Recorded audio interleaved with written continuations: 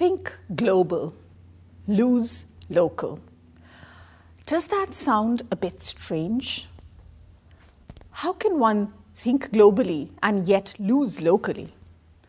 Well, take a look at what happened to Nokia in India, where they lost market share in certain categories of phones to a 2008 local Indian startup company called Micromax.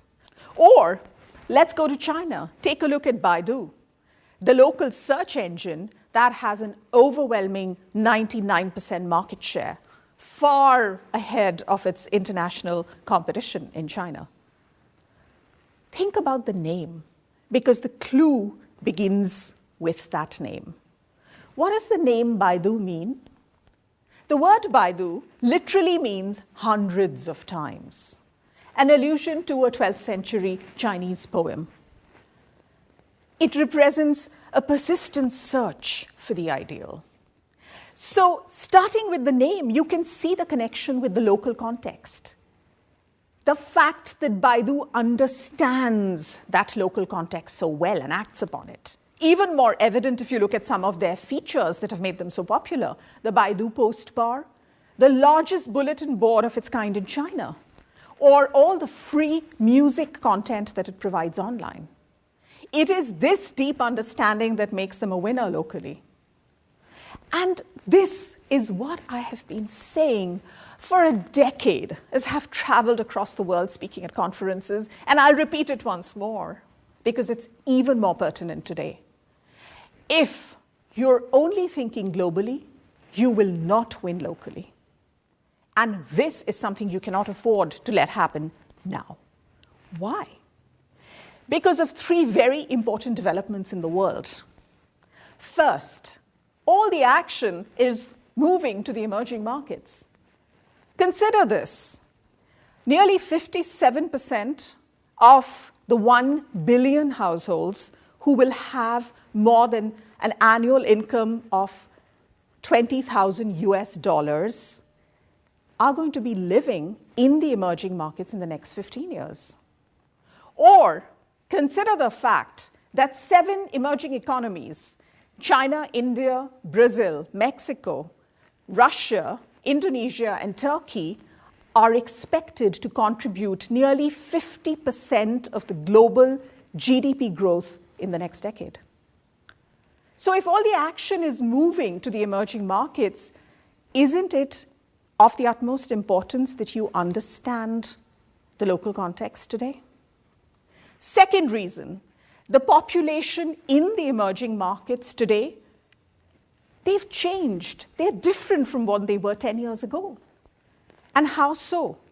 Today, the local population of users, of consumers, are very articulate, very clear, very demanding of the products and services that they want to buy and use.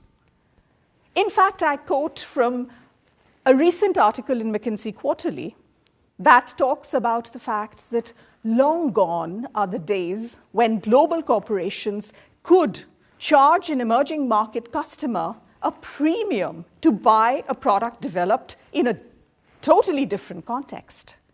Today, the ability to succeed in emerging markets requires not only that you understand local preferences, local tastes, but also that you actually can produce the products and services in context, in those cultures. And third reason, the emerging markets are hotbeds of entrepreneurship. So if you are not thinking locally about your potential emerging market customer, be absolutely sure there's a local entrepreneur next to your local potential customer who's already thinking. In fact, the emerging markets are very much like galaxies unto themselves. And you have to aim your Hubble telescope of strategy at the emerging market deep fields and understand the local laws of nature that will enable you to come up with the most appropriate products. Just like the Hubble telescope actually did when it was aimed at an area of space which didn't seem to have anything in it.